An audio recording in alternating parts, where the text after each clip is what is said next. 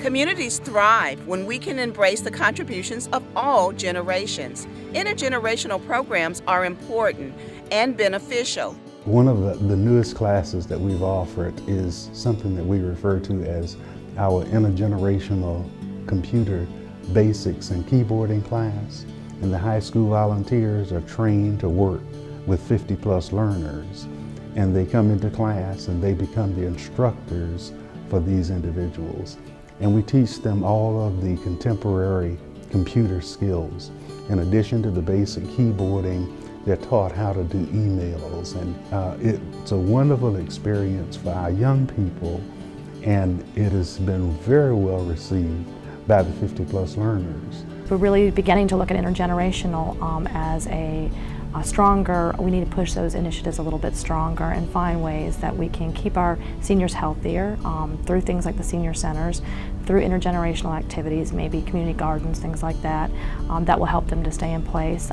We also understand and realize that the, our home and community-based services that we provide, our in-home services, are very critical to keeping elders at home and aging in place also.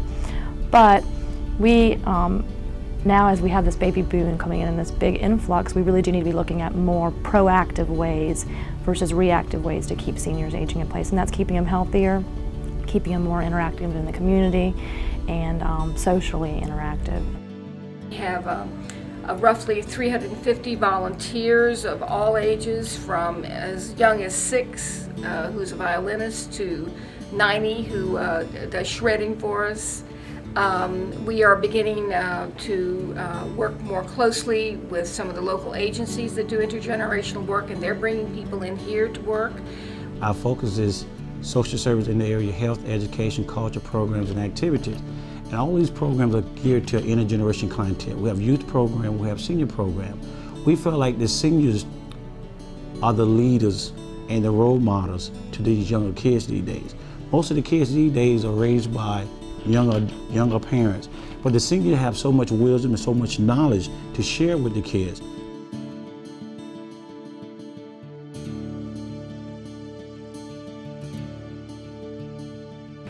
For many people, how well they get around is an important part of their daily life. That's why 3.8 million seniors still have their driver's licenses. For seniors, transportation is important to accessing services and activities within the community. The biggest issue in our county right now is transportation.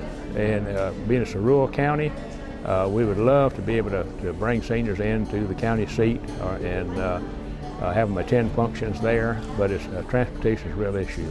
Transportation is a big issue. Most of our seniors are in the low income bracket.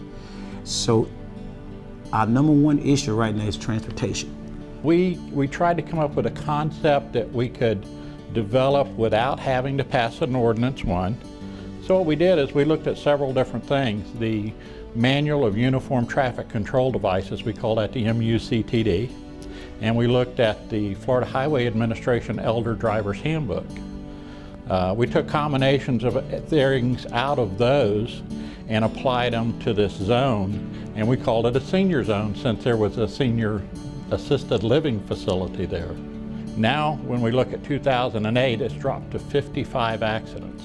That's almost a 40% reduction in the accident rate, which is phenomenal for the amount of money spent there. We went to the people who provide transportation, the taxis, the bus companies, all of our partners, and said, we want to do a pilot. And what we'd like to do is focus on weekends and evenings, and we'd like to engage you to work with us on this pilot. The City of Gulfport has a trolley that is 7 days a week from 7:30 in the morning till 10 at night. And so this really expands the opportunities for seniors and all members of the community to go outside of Gulfport and go to the restaurants, expands their cultural opportunities.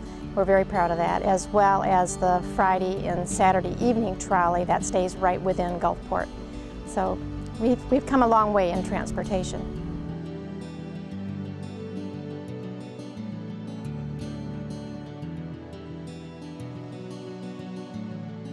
Every day, Florida's communities are shaped by those individuals that are willing to step forward to make a difference. Communities for a Lifetime encourages the spirit of civic engagement and volunteerism. With the senior citizen ministry, it's like, okay, you qualify because you're a senior citizen. We suggest then that your needs are different from any other needs. And so what we found out, that a lot of them want to volunteer. Seniors need something to do. Many times they feel they're always concerned about the children. So you can also use seniors and young retirees as a part of your ministry in helping to set up programs that will assist young people. Seniors love to help people, and for them not to help somebody is just a way that they don't like to feel that way. They like to feel that they're always contributing in some way through the church and through the community of helping people. One of the greatest challenges to us is the baby boomers. They're going to have a very large number of people that become older, will age in place, and it'll be a number that is unprecedented in the past. We're going to be looking to many partners in our community to help us deal with this large baby boom population. The Department of Aging Services is not able to provide everything to everybody. So we're looking for partnerships within the community, and one of the great places for us to tap is the religious community. We're reaching out to the religious community and we're saying, what do you provide? What do we provide? How can we work together? How can you as one religious organization work with another religious organization?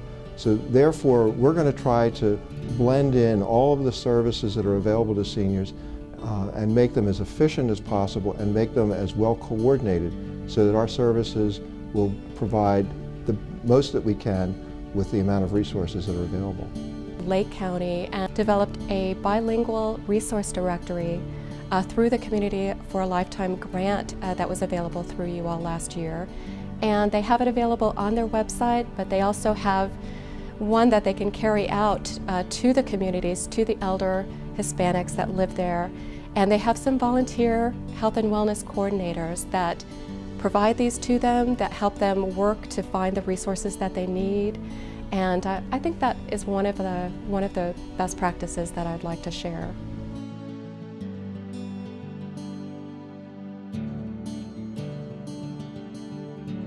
Gainesville is one of the Communities for a Lifetime, and they are so committed to meeting the needs of seniors that it's time for them to begin building their long-term strategic plan. And the needs of seniors rose to the top very quickly. And so that means that we, the local coalition, is working with them to make sure that the long-term needs of seniors are being met. To identify the needs, identify the partners, and then identify the ways to fill the needs. And we certainly don't have to do it, but I think one of our strong suits is pulling those folks together or being at the table, because that's going to make our communities better. This community has a large heart, a big community with love, and if you combine that with the willingness and the resources that we have, even though challenged, we'll meet those challenges and keep people in a happy, vital home.